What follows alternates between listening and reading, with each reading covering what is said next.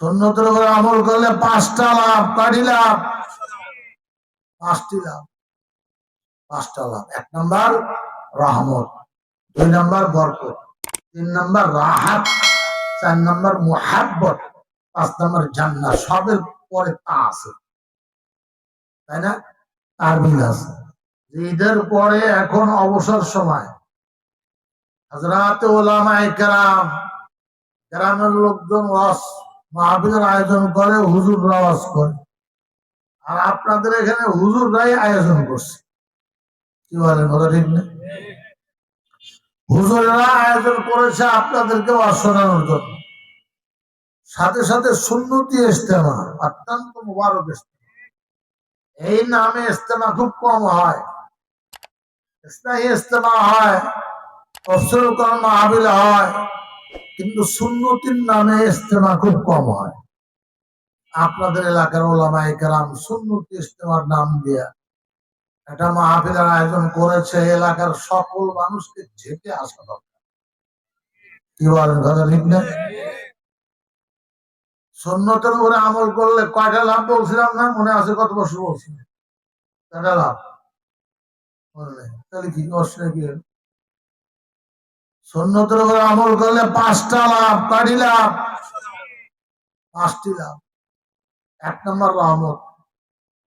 সুন্নতের উপরে আমল করলে কি পাওয়া যায়? রহমত পাওয়া যায়। আমা আরসালনাকা ইল্লা রাহমাতাল লিল আলামিন। ওটা নবী তো রহমত। আল্লাহ তাবারাকা ওয়া তাআলা নবীকে রহমত বানিয়ে পাঠাইছেন।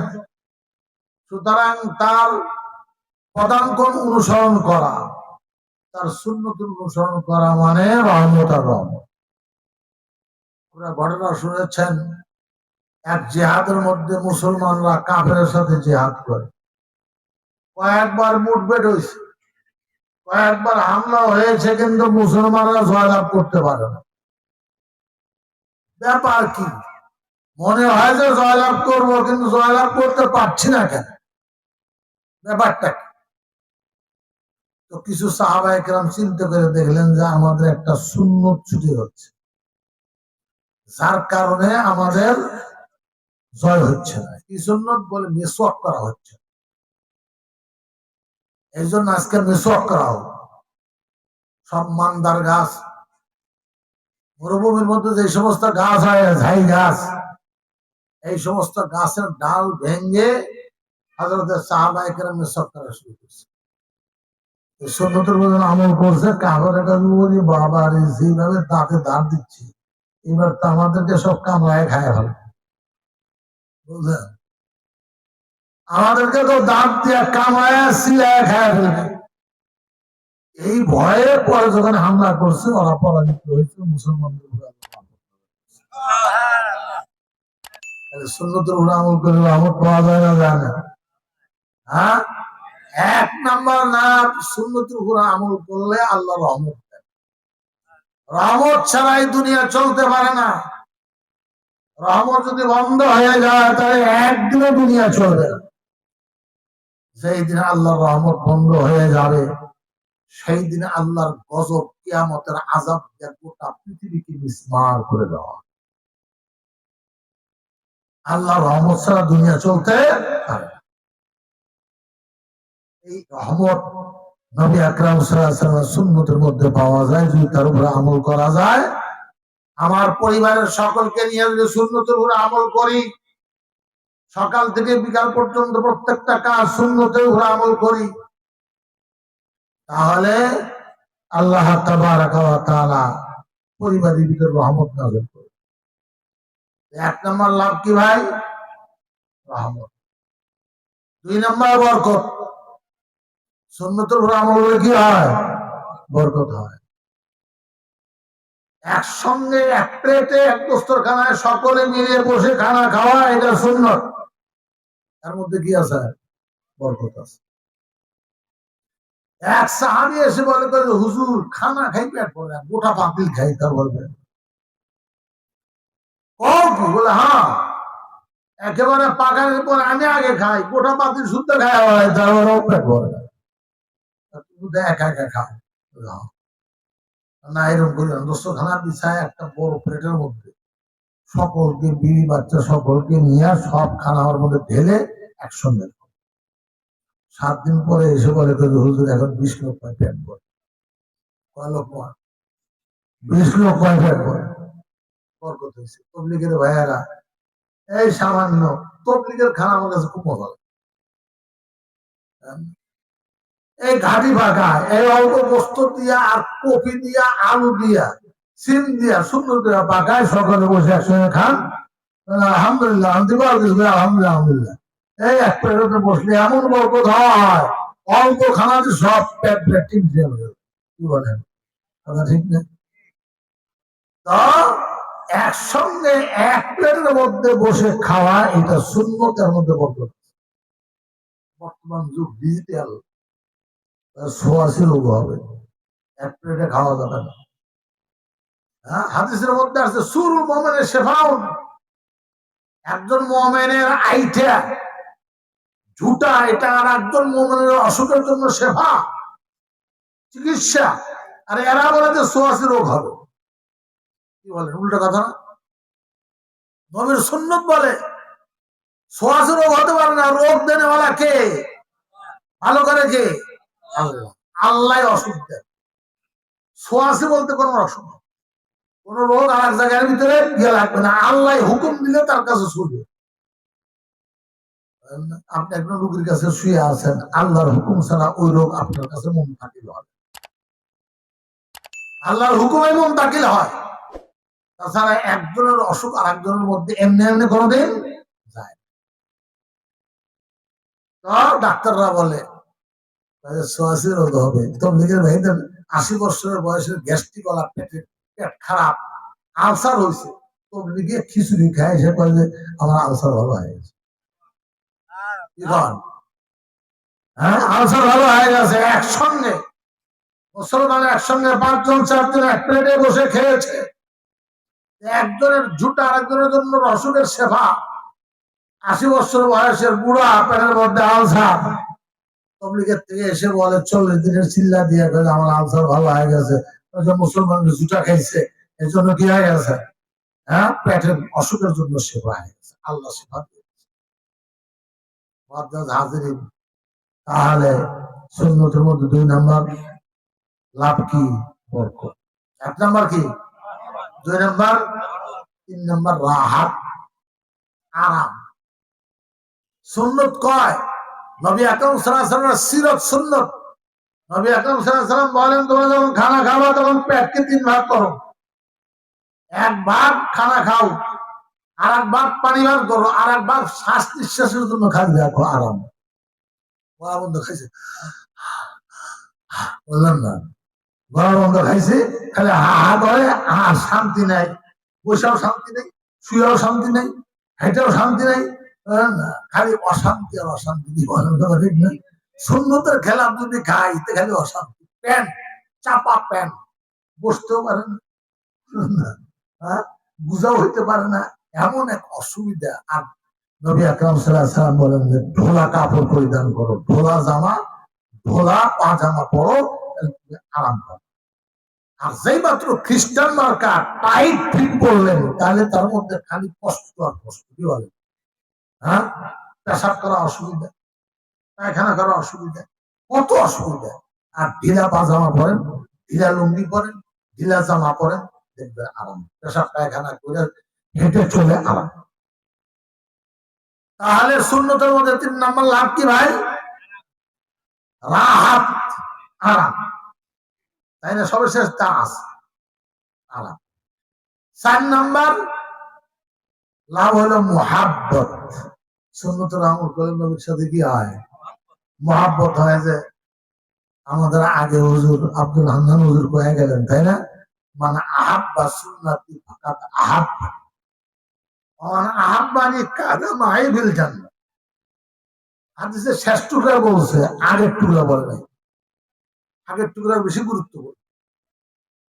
সেটা হলো নবী আকরাম সাল্লাল্লাহু আলাইহি ওয়াসাল্লামের একজন খাদেম হযরত আনাস রাদিয়াল্লাহু তাআলা, ওনাকে ডেকে নবী বলেন ইয়া বুনাইয়া ইন কাদারতা আন তুসবিহা, وتمسي وليس في قلبك غش لأحد فافعل فإن ذلك من سنة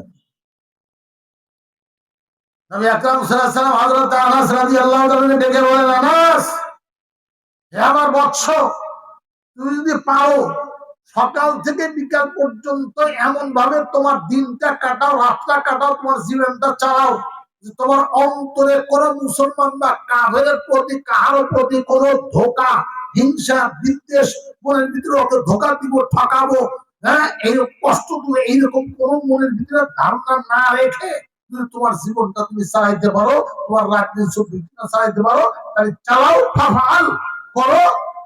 এটা হলো আমার সুন্নাত। তাহলে আমরা কই সালাম দেওয়া সুন্নাত, তাই না? খানা খাওয়ার পরে মিষ্টি খাওয়া সুন্নাত, এগুলো সুন্নাত, তাই না? ডান ভাত দিয়া মুসলিমের ঢোকা সুন্নাত, এগুলো সুন্নাত।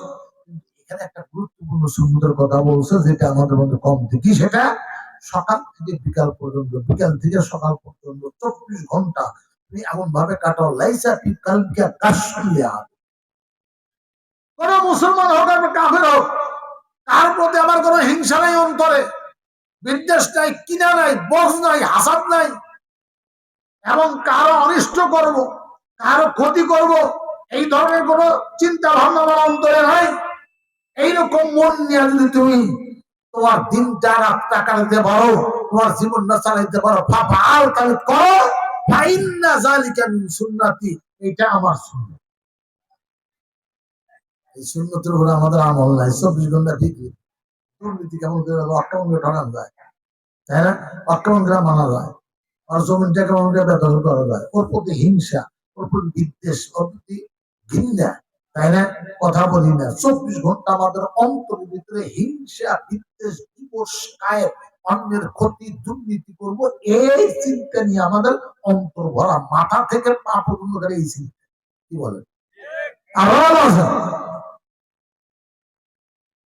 কয়টা মানুষ দুর্গাপুরের মানুষ বাবা যারা সুন্নতি ইস্তেমা করে, আপনাদের কথা করছি না, আবার দেখেন খেপিয়েন, অন্যদের কথা বলতেছে। এরকম 24 ঘন্টা আমাদের ভিতরে ভরা। আর নবী আকরাম সাল্লাল্লাহু আলাইহি ওয়াসাল্লাম বলছেন, ইয়া বুনাইয়া, এ বৎস, এটা আমার সুন্নাত। কি বলেন? এটা গুরুত্বপূর্ণ না? এই অংশটা হুজুর বলেন। এরপরে হুজুর বলেন, মানে আহাব্বা সুন্নতি ফাকাদ আহাব্বানি ওয়া মান আহাব্বানি কানা মাই ফিল। হাদিসের এটা শেষের টুকরা, ওটা আগের টুকরা। তাই মুসলমান ভাইয়েরা, এখান থেকে আমরা সবক পালাম যে আমরা যখন রাত 24 ঘন্টা আমাদের দিনের ভিতরে যদি কার প্রতি হিংসা না থাকে, তাই না, হাসাদ না থাকে। হাসাদ এবং জিনিস ইয়াকুল হাসাদ, ফাইনাল হাসাদা ইয়াকুল হাসানাত কামা তাকুলুন নারুল হাতাব, আও কামা ক্বালা আলাইহিস সালাতু ওয়াসসালাম। নবী আকরাম সাল্লাল্লাহু আলাইহি ওয়াসাল্লাম, খবরদার হিংসা থেকে দূরে থাকো। হিংসা মানুষের নেকিকে এমন ভাবে জ্বালিয়ে বরবাদ করে দেয়, যেমন শুকনো খড়ির স্তূপের মধ্যে আগুন লাগিয়ে দিলে আগুন সেই খড়ির স্তূপকে জ্বালিয়ে ছাই করে দেয়। এরকম মানুষ হিংসা করলে সেই হিংসা তার নেকিকে এরকম ছাই করে দেয়। নাউজুবিল্লাহ বলবেন না? হিংসা মানে কি? হিংসা মানে আল্লাহর ফয়সালার বিরোধী। আল্লাহ আপনার ভালো চায়, আপনি এই বছর 200 মণ ধান পাইছেন, আমার হিংসা, 200 মণ ধান পাইছেন, ওরে 15 জন সবটা ঢাকা লাগে। কি বলেন? আপনার ছেলেটা ম্যাট্রিক পাস করছে, চাকরি হয়েছে, আমি ওইকে চাকরি মরে না, ওকে মরে না। কি বলেন? এটা হিংসা না? তাহলে হিংসা মানে আল্লাহর ফয়সালার বিরুদ্ধে। আল্লাহ চাই তার ভালো, আমি চাই তার খারাপ, তাহলে আল্লাহর বিরুদ্ধে আল্লাহর মোকাবেলা, আল্লাহর বিরুদ্ধে যদি যাই, আল্লাহ তার ভালোবাসবে নাকি? কি বলেন? না, তুই আমার হুকুমের বিরুদ্ধে দিলে, আমি চাই যে লোকটা ভালো চলুক, আমি চাই তার লোকটা ভালো থাকুক, আর তুই খালি হিংসা করিস, ওই মরে না, ও অসুখকে হয় না, হ্যাঁ, ওই অ্যাক্সিডেন্টকে হয় না। তাহলে আমার ফয়সালের বিরুদ্ধে করতেছিস, তোর নিস্তার নাই, তোর সমস্ত নেকিকে আমি খাই ফেলি। সুতরাং হাসাদ, হিংসা, বিদ্বেষ মানুষের ক্ষতি, তাই না? মানুষকে বিপদে ফেলবো, ক্ষতি করব, এই ফিকিরের চিন্তা যদি আপনার অন্তরের ভিতরে না থাকে, তাহলে আপনি সুন্নতের উপর আমল করেন। আমরা মারাত্মক সুন্নত, অত্যন্ত গুরুত্বপূর্ণ সুন্নত, এই একটা সুন্নতের উপর আমল করলে আমি আল্লাহর ওলি হয়ে যাব। কি বলেন? হবেন না? হবেন না? হ্যাঁ, আল্লাহ বলি হয়ে যাবে। সুন্নতের উপরে আমল করলে কি হয়? 4 নম্বর লাভ কি? মুহাব্বত। 5 নম্বর লাভ হলো জান্নাত। তাই না? সুন্নতের উপরে আমল করলে জান্নাত, নবী খুশি হবেন। নবী যদি আপনার উপরে খুশি হন তাহলে আপনার জন্য শাফাআত করবেন। আর নবীর শাফাআত পাইলে আপনি হাউজে কাউসারের পানি নবীর হাতে পান করবেন, বুঝলেন না? আর যে ব্যক্তি নবীর হাতে হাউজে কাউসারের পানি পান করবে, জান্নাতে প্রবেশ করার আগে সে পিপাসিত হবে। জান্নাত হবে। আমাদের নবীর শাফাআত ছাড়া যত বড় আল্লাহর ওলি হোক, যত বড় গাউস কুতুব হোক, ইমাম বুখারী বলেন, ইমাম আবু হানিফা বলেন, ইমাম মুসলিম বলেন, আব্দুল কাদের জিলানী বলেন, তাই না, হাসান বসরি বলেন, যত বড় আল্লাহর ওলি বুজুর্গ মুহাদ্দিস হোক, আমাদের নবীর শাফাআত ছাড়া কেউ জান্নাতে প্রবেশ করতে পারবে না। সুতরাং মহব্বত, নবীর সুন্নতের উপরে আমল করলে নবীর মহব্বত সৃষ্টি হবে, তাই না? মহব্বত যখন নবীর সৃষ্টি হবে তখন নবী খুশি হয়ে যাবেন আপনার প্রতি, আপনার জন্য শাফাআত করবেন, আপনাকে হাউজে কাউসারের পানি পান করবেন।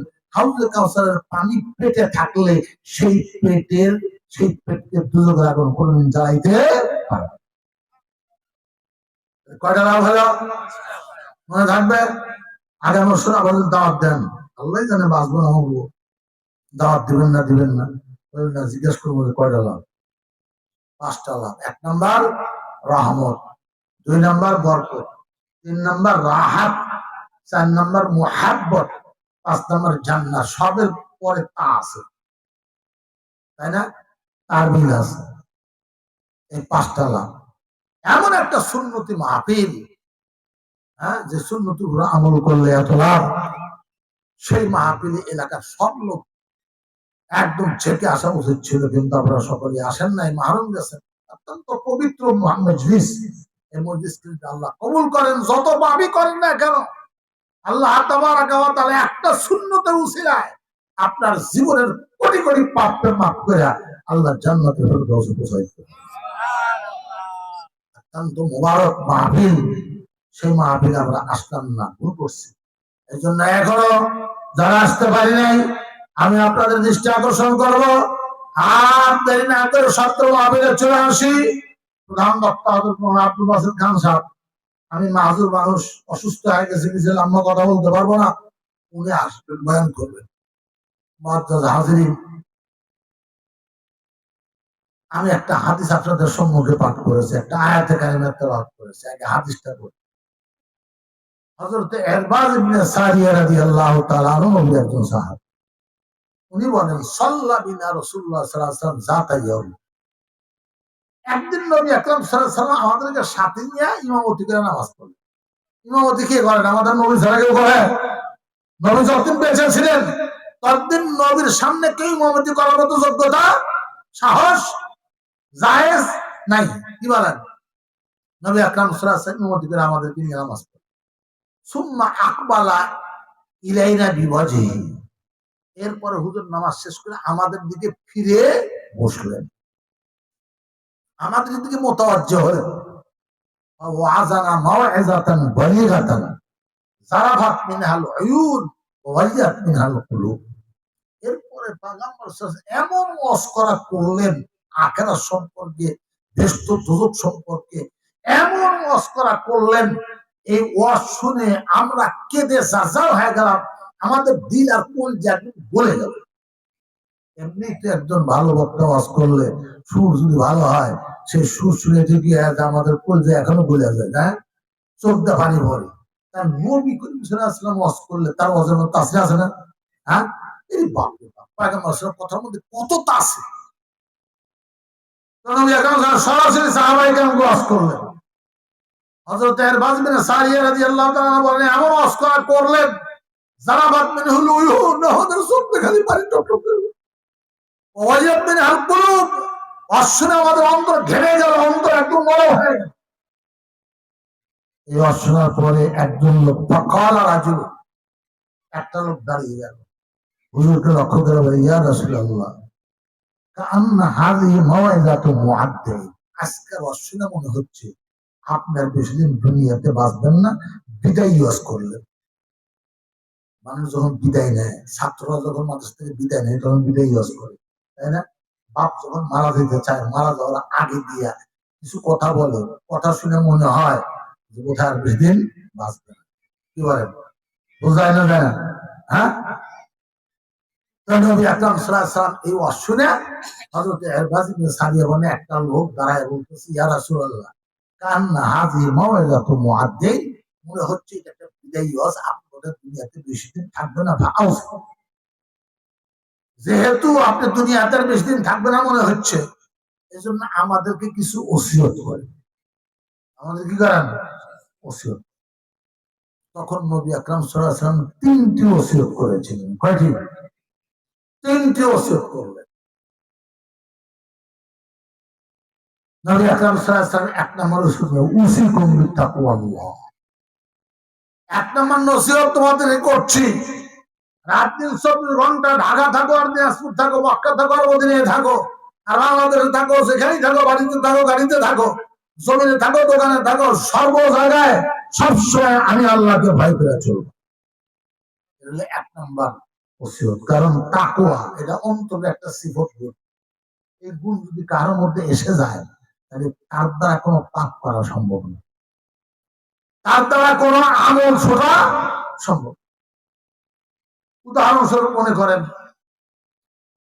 গর্তের মধ্যে সাপ এরকম ফনা বেঁধে আছে, 10 জন লোক আপনার হাত টেনে ওই গর্তের মধ্যে দিতে চায়, আপনি দিতে দেবেন? হ্যাঁ, শরীরের জোর খাটায়া ওই গর্তের থেকে আপনার হাতকে রক্ষা করবেন, বলেন দিতে দিবেন? এই সাপকে যতটুকু ভয় করি, এর চাইতে কোটি গুণ বেশি আল্লাহকে ভয় করতে হবে। বাদ দিলাম, সাপকে যতটুকু ভয় করলো, অতটুকু ভয় যদি অন্তরে থাকে, আপনাকে কেউ সুদ খাওয়াইতে পারবে? বলেন বলেন, আপনাকে ঘুষ খাওয়াইতে পারবে? আপনাকে মিথ্যা কথা বলতে পারবে? নামাজ চালাইতে পারবে? রোজা চালাইতে পারবে? একটা পাপ আপনাকে করাইতে পারবে না। ওই সাপের যতটুকু ভয় অতটুকু। একটা দস্তরখানার মধ্যে 1000 বিস্কুট খাইতে দিচ্ছি, বলছে এক দুটো বিস্কুটের মধ্যে বিষ আছে। কয়টা বিস্কুট? 1000। বিষ আছে কয়টার মধ্যে? দুটার মধ্যে। খাবেন? খাবেন? হ্যাঁ, 1000 বিস্কুট দিলাম, খান। এর মধ্যে কয়টা? দুটা বিস্কুটে বিষ আছে। কোন বিস্কুটে বিষ আছে এটা আমি বলবো না। একটা লোকে একটা বিস্কুট খাবে না, কিসের ভয়ে? বিষের ভয়ে। আচ্ছা বলেন, এই বিষের যতটুকু ভয়, এতটুকু ভয় যদি আল্লাহর অন্তরে থাকে, তাহলে আপনাকে কেউ মিথ্যা কথা বলাতে পারবে? দুর্নীতি করাইতে পারবে? ধোঁকা দেওয়াতে পারবে? হ্যাঁ, আমার মুসলমান ভাইয়েরা, আল্লাহর পয়গম্বর নবী মুহাম্মদুর রাসূলুল্লাহ সাল্লাল্লাহু আলাইহি ওয়াসাল্লাম সাহাবায়ে কেরামকে লক্ষ্য করে 3টা ওসিয়ত করলেন। এই 3টা ওসিয়তের মধ্যে হইতে এক নম্বর ওসিয়ত করলেন, উসিকুম বিতাকওয়াল্লাহ, আল্লাহর ভয় কম করে জন্ম দাও। তুমি যেখানে থাকো না কেন, বাড়িতে থাকো, গাড়িতে থাকো, আর যেখানেই থাকো না কেন, 24 ঘন্টা তোমার অন্তরে যদি আল্লাহ তাবারাকা ওয়া তাআলার ভয়টা থাকে, তাহলে তোমার দ্বারা কোনো অন্যায় হবে না, কোনো পাপ হবে না, কোনো আমল ছুটবে না। এই গুণটা যদি তোমার ভিতরে তুমি বাস্তবায়ন করতে পারো, তুমি কামিয়াব। কাল কিয়ামতের দিন নিরাপদে জান্নাত বেহেশত পর্যন্ত পৌঁছিয়ে যাবা। কি বলেন, কথা ঠিক কিনা? এক নম্বর ওসিয়ত, উসিকুম বিতাকওয়াল্লাহ। সুতরাং এই গুণটা, এই ওসিয়তটা আমাদেরকে কবুল করতে হবে, গ্রহণ করতে হবে, মেনে নিতে হবে। আর এই তাকওয়া এমনি এমনি আসবে না। আলেম ওলামার দরবারে বসতে হবে, আল্লাহ ওয়ালাদের সোহবতে আসতে হবে, তখনই এই খুশিয়তে খোদাবন্দি আর তাকওয়া আপনার মধ্যে পয়দা হবে। তার আগে পয়দা হবে। নবী আকরাম সাল্লাল্লাহু আলাইহি ওয়াসাল্লাম হাদিস শরীফে ইরশাদ করেন, কাল কিয়ামতের দিন যখন জান্নাতীরা জান্নাতে ঢুকে যাবে, দোজখীরা দোজখে ঝুঁকে যাবে, তখন আল্লাহ তাবারাকা ওয়া তাআলা ফেরেশতাদের ডাকবে, এ ফেরেশতারা, আখরিজু মান খাফানি ইয়াওমান আও যাকারানি ফি মাকাম। নবী আকরাম সাল্লাল্লাহু আলাইহি ওয়াসাল্লাম ইরশাদ করেন, ফেরেশতাদেরকে ডাক দিয়ে আপনারা বলবেন যে, আমার ফেরেশতারা যারা দোজখের ভিতরে চলে গেছে, এদের মধ্যে তো তালাশ করে দেখো, যারা জীবনে একবার আমাকে স্মরণ করেছে বা কোন জায়গায় আমাকে ভয় করেছে, এমন ব্যক্তিকে জাহান্নাম থেকে বের করে জান্নাতে পৌঁছায়। জীবনে কোনো সময় একবার আল্লাহকে স্মরণ করেছে, একবার আল্লাহকে ভয় করেছে, এমন মানুষ যারা আছে দুজকে, তাদেরকে দুজকের থেকে টেনে বের করে দেন। আমার মুসলমান ভাইয়েরা, সুতরাং এক নম্বর উসিকুম বিতাকওয়াল্লাহ, এর এক নম্বর উসিক। হাদিসের মধ্যে নবী আকরাম সাল্লাল্লাহু আলাইহি ওয়াসাল্লাম ইরশাদ করেন, মা মিন আবদিন ইয়াখরুজু মিন আইনাইহি দুমুউন মিন খাশিয়াতিল্লাহ ওয়ালাউ কানা মিসলা রাসিজ যুবাব। একটা মানুষের, মুসলমানের চোখের থেকে যদি আল্লাহর ভয়ে একটু পানি বের হয়, পানিটা যদি একটা মাছির মাথা পরিমাণ হয়, একটা মাছের মাথা কতটুকু, তাই না? সামান্য এক ফোঁটা পানি যদি আল্লাহর ভয়ে চোখ বের হয়, এই গাল দিয়ে ঘুরে পড়ে, হারাম আল্লাহ আলাইহিল জান্নাত, আল্লাহ তাবারাকা ওয়া তাআলা তার উপর দুজকের আগুনকে হারাম। একটু চোখের পানি বের হয়েছে, আল্লাহ থাকবো, একটু ভয় অন্তরের ভিতরে যাচ্ছে, কেমন করে মারা যাবো বলো, কেমন করে কবরের ভিতরে থাকবো বলো, এই একটা ভয় জন্মেছে, এর জন্য চোখের থেকে এক ফোঁটা পানি বের হয়েছে, তাই না? এই পানি বের হওয়ার সাথে সাথে দুজকের আগুনকে আল্লাহ হারাম করে দিয়েছে। আর হাদিসের মধ্যে নবী আকরাম সাল্লাল্লাহু আলাইহি ওয়াসাল্লাম ইরশাদ করেন, মানিক শাআরা জিলদু, মানিক শাআরা জিলদু মিন খাশিয়াতিল্লাহ তাহাতাত খাতায়াও কামা তাহাতুল ওয়ারাকাতু মিনাল শাজাতিল ওয়ালিয়া, আও কামা ক্বালা আলাইহিস সালাতু ওয়াসসালাম। কোন ব্যক্তি, কোন মুসলমান যদি আল্লাহর ভয়ে এরকম তার সামনাটা, এক শাআরা, সামনাটা কি হয়েছে, ঝাঁকি দিয়ে উঠছে, আল্লাহর ভয়ে তার শরীরের চামড়াটা ঝাঁকি দিয়ে উঠছে, তাহাতাত খাতায়াহু, এই ঝাঁকি দেওয়ার সাথে সাথে তার শরীর গুণাগুলো এরকম ছিটা পুড়ে যায়, যেমন পুরানো গাছের পাতা ঝরে পড়ে। কামা তাহাতাতিল ওয়ারাকাতু মিন শাজারাতিল বালিয়া, তাই না? পুরানো গাছের থেকে পাতা যেরকম ঝরে পড়ে যায়, একটা মুসলমান যখন আল্লাহর ভয়ে কেঁপে ওঠে, তখন তার পাপগুলো এরকম ঝরে পড়ে। আমার মুসলমান ভাইয়েরা, এই জন্য আল্লাহর পয়গম্বর নবী মুহাম্মদ রাসূলুল্লাহ সাল্লাল্লাহু আলাইহি ওয়াসাল্লাম কয়টি ওসিয়ত করলেন? তিনটি ওসিয়ত করলেন। এক নম্বর ওসিয়ত করলেন উসিকুম বিতাকওয়াল্লাহ, এক নম্বর ওসিয়ত তোমাদেরকে করছি, তোমরা তাকওয়া অর্জন করো, আলেমুল সহবতে যাও, হুজুরদের সহবতে যাও, এই ধরনের ইজতেমার মধ্যে আসো, আল্লাহর কুতুব নিয়ে আলোচনা করো, আল্লাহর জিকির করো, আল্লাহকে স্মরণ করো, দুজকের কথা স্মরণ করো, মওতের কথা স্মরণ করো, কবরের কথা স্মরণ করো, এগুলাকে স্মরণ করতে করতে তোমাদের অন্তরের ভিতরে আল্লাহ, আল্লাহর ভয় আসবে। আর 24 ঘন্টা খালি দুনিয়ার ফিকির, শুধুমাত্র ভালোবাসার ফিকির, টাকা পয়সার ফিকির, ব্যবসা বাণিজ্যের ফিকির নিয়ে, চাকরি বাকরির ফিকির নিয়ে 24 ঘন্টা ব্যস্ত আছি, কোন সময় আখিরাতের কথা মনে পড়ে না। ওই দোকানের সরাটের মধ্যে বসে বসে খালি গপ্প দেই আর চাপাবাজি করি আর আড্ডা দিই, কোনো সময় আখিরাতের কথা স্মরণ করি না, মওতের কথা স্মরণ করি না, কবরের কথা স্মরণ করি না, হাসরের কথা স্মরণ করি না, ফুলসরাতের কথা স্মরণ করি না, বিচারের কথা স্মরণ করি না, আল্লাহর সম্মুখে আমাকে খুশি হতে হবে এই কথা স্মরণ করি না, কোনো অন্তরের ভিতরে আল্লাহর ভয় আসবে না। কি বলেন, কথা ঠিক কিনা? ভাইয়েরা আমার, বন্ধুরা আমার, এই জন্য এক নম্বর আমাদের অন্তরের ভিতরে তাকওয়া অর্জন করতে হবে। এটা এক নম্বর ওসিয়ত নবী আকরাম সাল্লাল্লাহু আলাইহি ওয়াসাল্লাম করলেন। দুই নম্বর ওসিয়ত সাহাবায়ে কেরামকে লক্ষ্য করে বলেন, ওয়াসসামি ওয়াত-তাআ, ওয়াসসামি ওয়াত-তাআ। নবী আকরাম সাল্লাল্লাহু আলাইহি ওয়াসাল্লাম দুই নম্বর বললেন, শোনো, সবসময় মেনে চলবা, কথা মেনে চলবা, কথা শুনে চলবা, বাবার কথা মানবা, মায়ের কথা মানবা, কোরআনের কথা মানবা, হাদিসের কথা মানবা, হুজুরের কথা মানবা, তাই না, পীরের কথা মানবা, দ্বীনের কথা মানবা, মেনে চলো। হ্যাঁ, উস্তাদের কথা মানবা, আমিরের কথা মানবা, তোমাদের দেশের যে আমির আছে, মাতব্বর আছে, আর দেশের যে সমস্ত নিয়ম কানুন আছে, আইন কানুন আছে, এগুলাকে মানতে হবে। অসামে অত্তা, শোনো মানো, শোনো মানো, শোনো মানো, বাবার কথা শোনো মানো, উস্তাদের কথা শোনো মানো, হাদিসের কথা শোনো মানো, কোরআনের কথা শোনো মানো, শুনতে হবে, মানতে হবে। না শুনলে, না মানলে সে কিন্তু বরবাদ হয়ে যাবে। মক্কার কাফেরেরা কোরআন শুনতে যেত না, ওয়ালকাউ ফীহি লাআল্লাকুম তাগলিবুন। আজকে কোরআনের মধ্যে বলে, যখন মুহাম্মদ কোরআন শরীফ তেলাওয়াত করবে, কোরআন শরীফ তেলাওয়াত শুনলে অন্তরের ভিতরে আসর করে, বলে না কানের ভিতরে আঙ্গুল দাও, শোনা যাবে না, শুনলে অন্তরে আসর করবে, আসর করলে মুসলমান হতে হবে। এই জন্য শোনা বন্ধ করছে, শোনেও না, মানেও না, জাহান্নাম রসিদ হয়েছে। কি বলেন, কথা ঠিক কিনা? ওরা বিরাজ করে না, ওদের কথা শোনা হবে না। ওরা আস্তে জুলুস করে না, ওদের কথা শোনা হবে না। কি বলেন? হ্যাঁ, কথা কি আম করে না, ওদের কথা শোনা হবে না। আর এসে শোনো না, দলিল প্রমাণ শোনো, বুঝে আসবে। তুমি কিয়াম করো, তুমি মিলাদ পড়ো, কিসের কারণে? নবীর মুহাব্বতে। নবীর মুহাব্বত তোমার মধ্যে বেশি না, সাহাবায়ে কেরামের বেশি। তার মধ্যে বেশি ছিল, আবু বকরের মধ্যে বেশি ছিল না?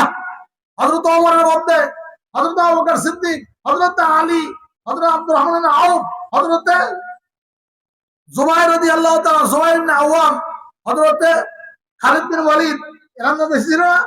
দেখাও তো কোনদিন কোন সাহাবী মিলাদ করছে কিনা, কিয়াম করছে কিনা, জশ্নে জুলুস করছে কিনা, ঈদে মিলাদুন নবী করছে কিনা, ফেলাক নিয়া কোন মিছিল করছে কিনা, দেখাও।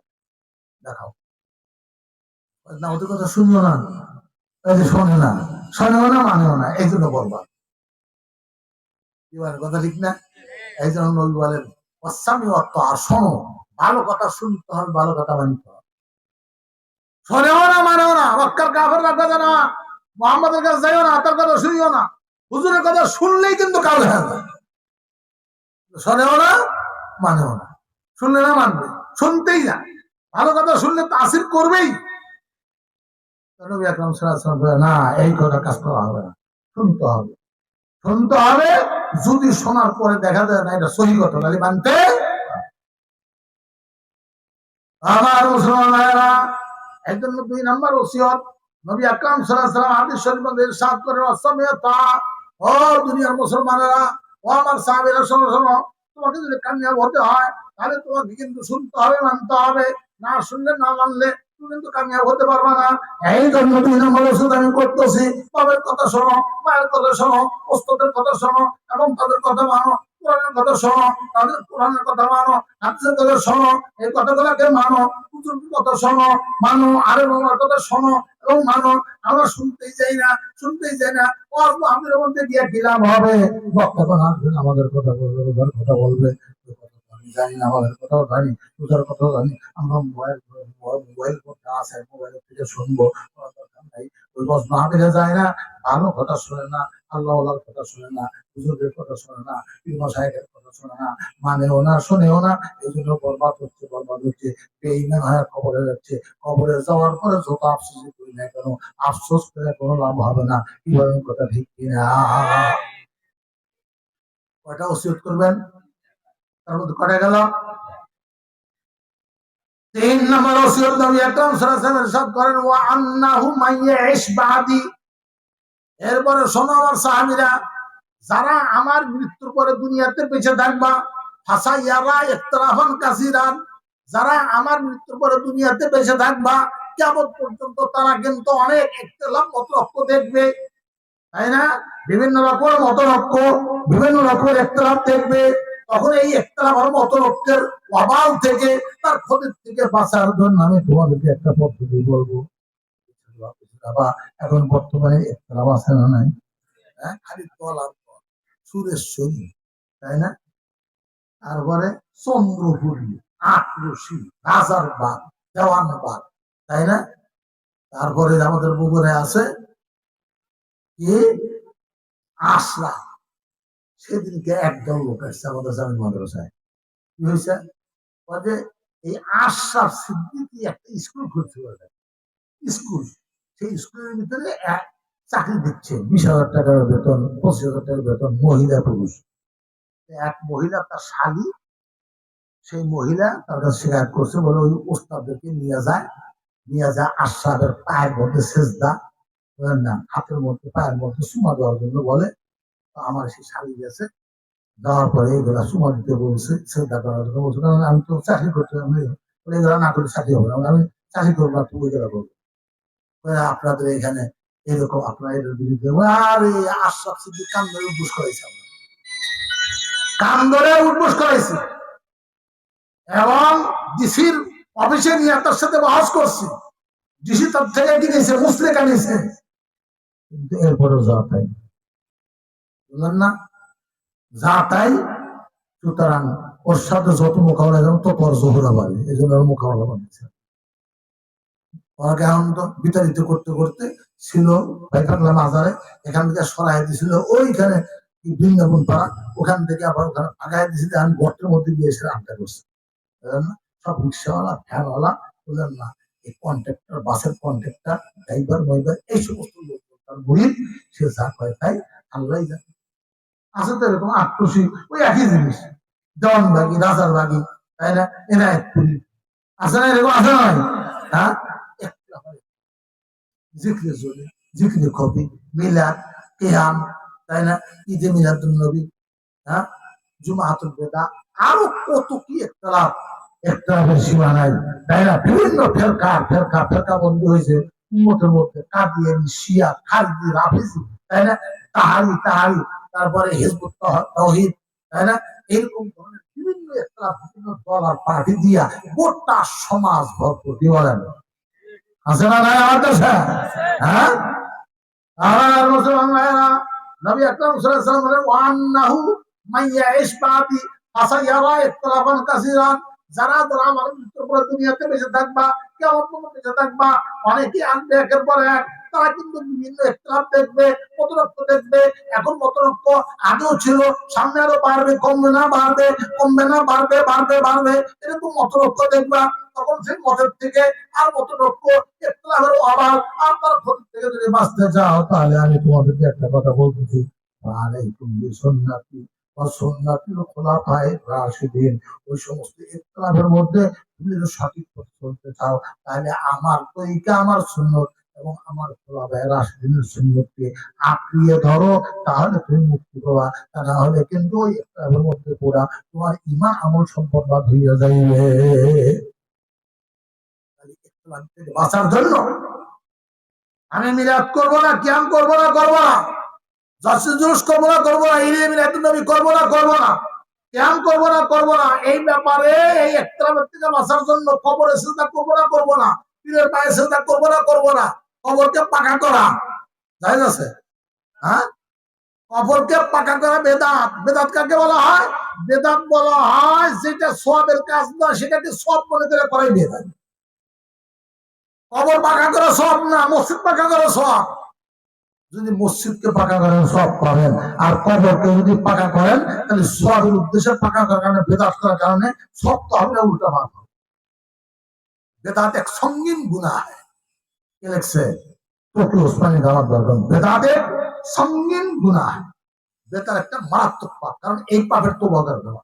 মনে করেন ভালো কাজ করছে, তাই না, একেবারে কবরের মধ্যে বাজারের ভিতরে গুম্বিত বানাইছে, মনে করেন মেলা সবের কাজ করলাম, এক পয়সা সওয়াব হবে না। যদি সব পায় তা আমার সব স্বভাব দিয়ে চ্যালেঞ্জ করবে, এক পয়সা সব পাবে। তাহলে এই ইখতিলাফ, তাই না, এই ইখতিলাফ থেকে বাঁচার জন্য নবী বলেন যে একটু বাঁচতে চাও, তাহলে আলাইকুম বিসুন্নতি ওয়া সুন্নাতিল খুলাফায়ে রাশিদিনাল মাহদিয়্যিন। আমার সুন্নত এবং আমার খোলাফায়ে রাশিদিনের সুন্নত, সাহাবায়ে কেরামের সুন্নতকে ধরতে হবে, তাদের তরিকাকে ধরতে হবে। এখন একদম মানুষ বলে তারাবির নামাজ 8 টাকা, বুঝলেন না কেন? বলে হুজুর পাক সাল্লাল্লাহু আলাইহি ওয়াসাল্লামের জামানায় তারাবির নামাজ ছিল না, হযরত আবু বকর সিদ্দিক রাদিয়াল্লাহু আনহু জামানায় ছিল না, হযরত ওমর ফারুক এটা তৈরি করছে। আসলে কথা ঠিক।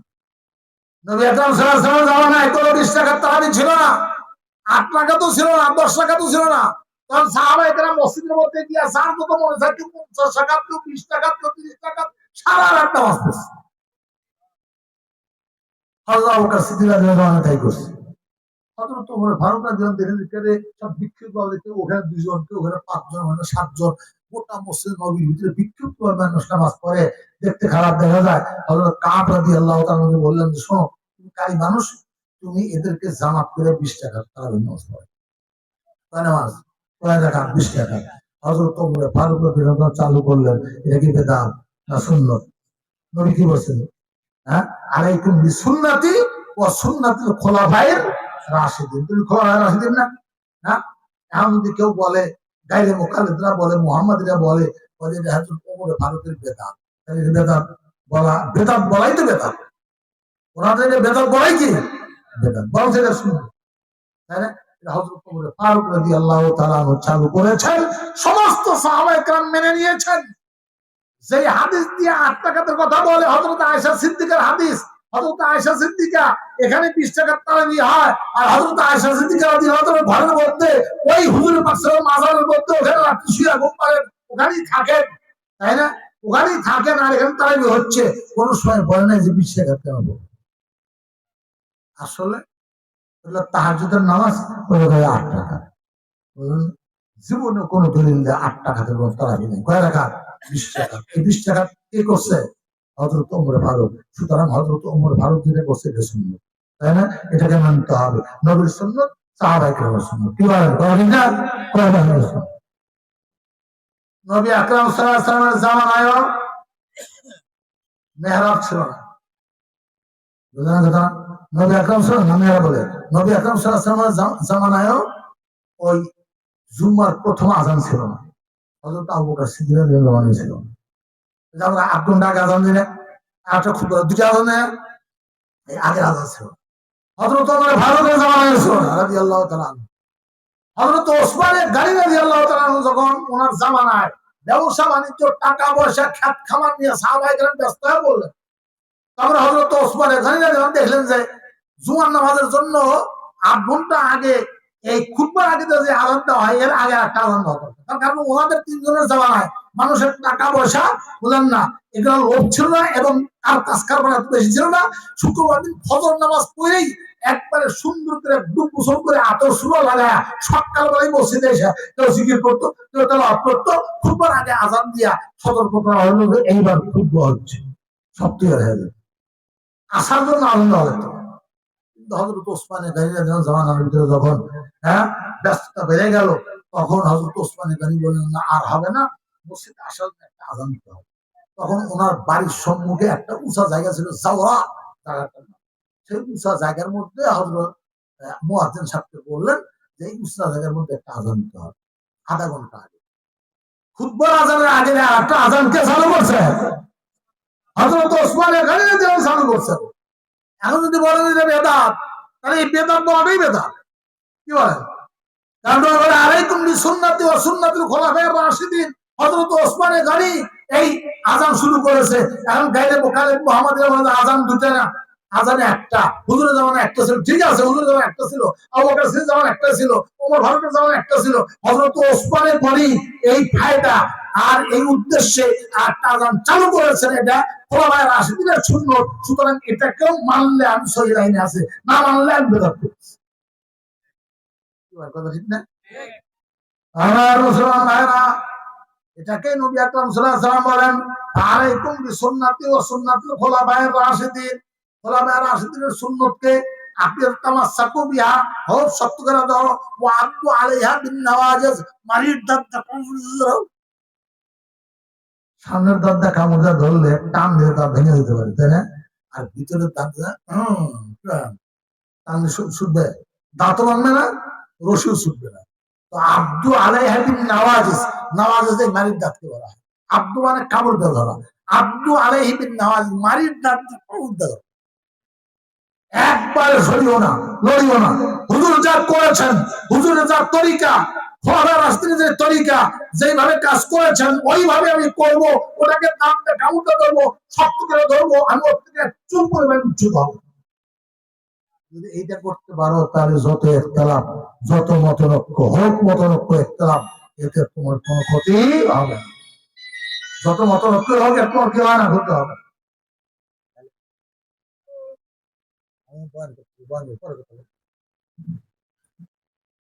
তো কোনো ক্ষতি করতে পারবে। সুতরাং এই ইখতিলাফের যুগে, এই মতনৈক্যের যুগে, এই দলাদলির যুগে, শরীয়ত নিয়ে বিভিন্ন দল হচ্ছে, এই ইখতিলাফের অভাব তার ক্ষতির থেকে যদি আমাকে আত্মরক্ষা করতে হয়, বাঁচতে হয়, তাহলে তুমি কি একটাই, সেটা কোনটা? সাহাবায়ে কেরামের, খুলাফায়ে রাশিদিন, আমাদের নবীর সুন্নাত এবং তরিকা, এটাকে আঁকড়িয়ে ধরতে হবে। এই তরিকার উপর যদি চলি, তাহলে আমি এই ইখতিলাফের মতনৈক্যের অভাব থেকে, ক্ষতির থেকে আল্লাহ আমাকে রক্ষা করবে।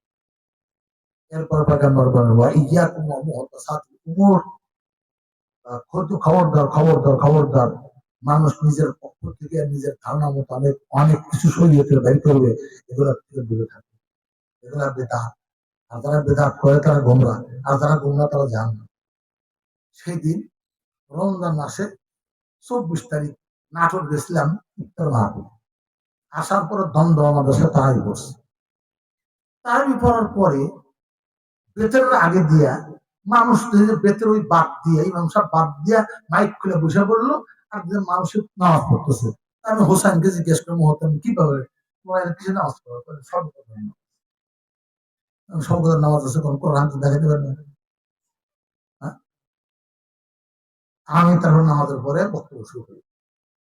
বলে সলাতুত তাসবিহ নামের নামাজ আছে, সলাতুল ইস্তিখারা নামের নামাজ আছে, তো সলাতুল কোরআন নামের নামাজ আছে, আচ্ছা সলাতুল ইশরাকের নামে নামাজ আছে, কিন্তু সলাতুল কদর নামে কোন নামাজ কোন হাদিসের কোন জায়গায় দেখাতে পারবেন?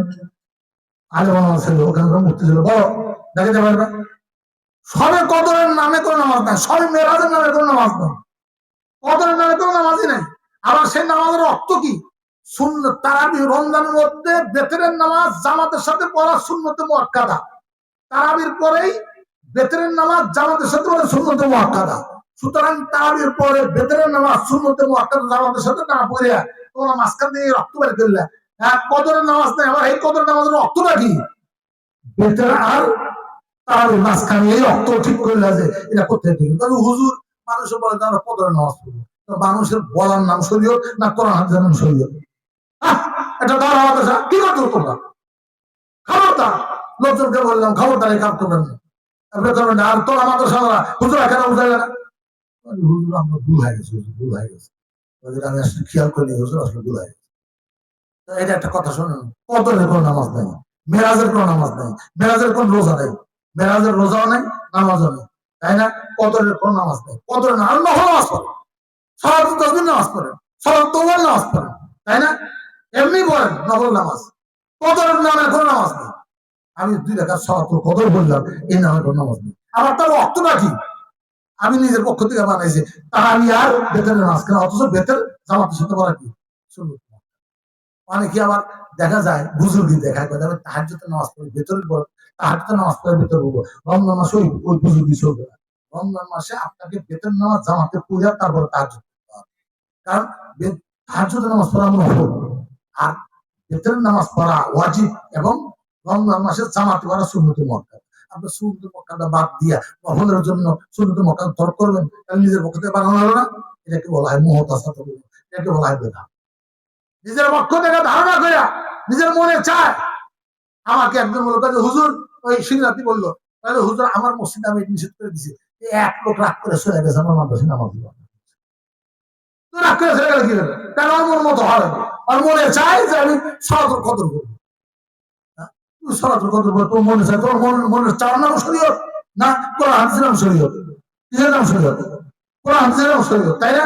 তো কোরআন হাদিসের নাম শরীয়ত, তুমি কোরআন হাদিস বাদ দিয়া তোমার মনে যা চাইতে তুমি করবে। মুআজ্জাজ হাজিরিন, এটা কি নবী আকরাম সাল্লাল্লাহু আলাইহি ওয়াসাল্লাম ওয়া ইয়াকুম মুহদাসাতিল উমুর, হুশিয়ার সাবধান। নবীর জামানায় যে শরীয়ত ছিল, সাহাবায়ে কেরামের জামানায় যে শরীয়ত ছিল, খায়রুল কুরুনি কারনি সুম্মাল্লাযিনা ইয়ালুনাহুম সুম্মাল্লাযিনা ইয়ালুনাহুম, সাহাবীর জামানা, তাবিঈনদের জামানা, তাবিঈনদের জামানা, এই 3 জামানায় শরীয়তের যেই রূপরেখা ছিল ওই রূপরেখা আমাদের ধরতে হবে।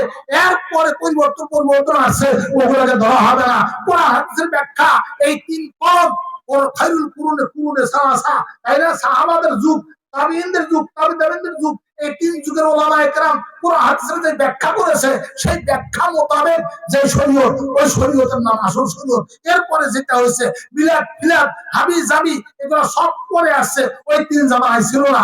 সুতরাং ওই 3 জামানায় যা ছিল না সেটাই, এটাকে বলা মুহদাসাতুল উমুর।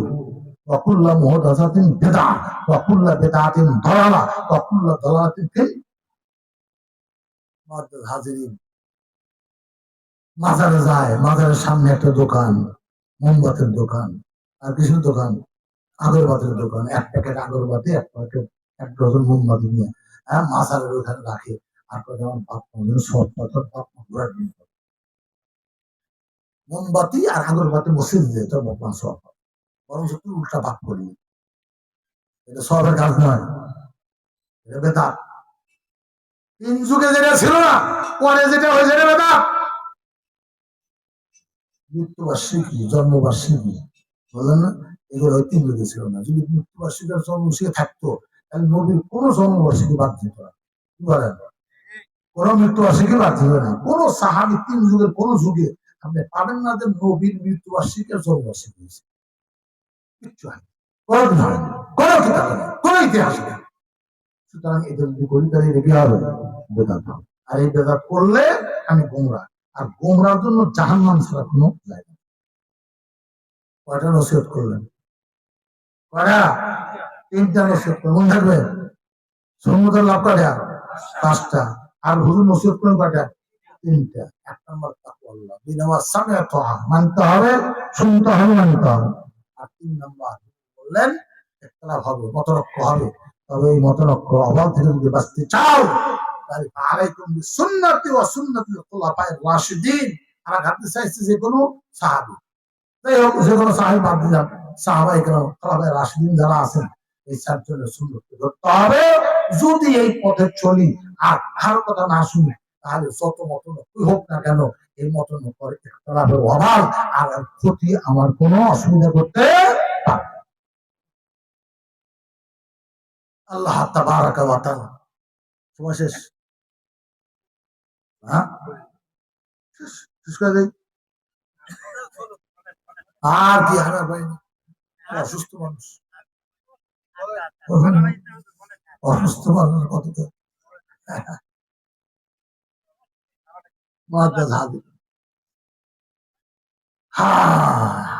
আজ আমরা সুন্নতকে ছেড়ে দিয়েছি। সুন্নতকে ছেড়ে দিয়ে যার যার মত সে মত নিয়ে ব্যস্ত হয়ে গেছে। নবী আকরাম সাল্লাল্লাহু আলাইহি ওয়াসাল্লাম কুল্লু উম্মতি ইয়াদখুলুনা জান্নাহ ইল্লা মান আবা। ক্বালু ওয়া মান আবা ইয়া রাসূলুল্লাহ? ক্বালা মান আতানি ফাকাদ দাখালাল জান্নাহ ওয়া মান আসানি ফাকাদ আবা। নবী আকরাম সাল্লাল্লাহু আলাইহি ওয়াসাল্লাম বলেন আমার উম্মত প্রত্যেকেই জান্নাতের মধ্যে প্রবেশ করবে, তবে যারা আবা তারা জান্নাতে প্রবেশ করবে। আবা ছাড়া যারা সব জান্নাতে প্রবেশ করবে। সাহাবায়ে কেরাম আসলেন, হুজুর আবা কারা?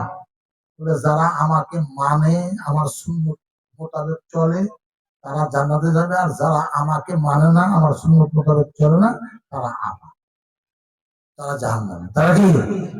জাহান্নামে।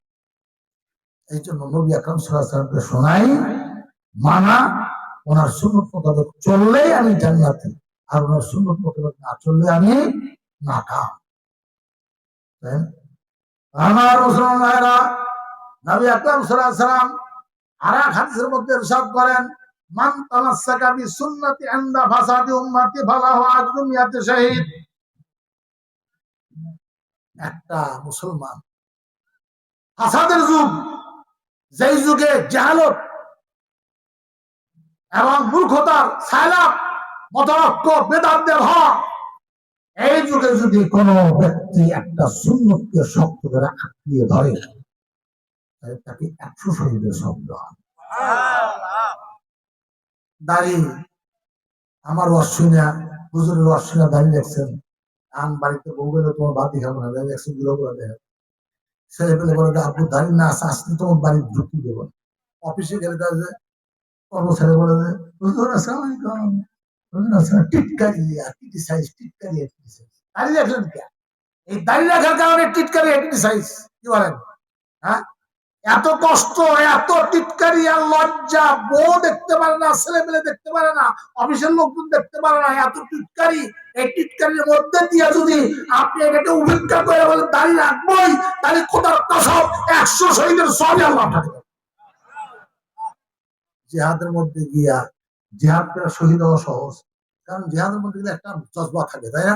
ধর দেখে মারবো, হয়ে আসবো আর আমি মারার জন্য মারামারি করতে করতে বলে গেলেন, তাই না?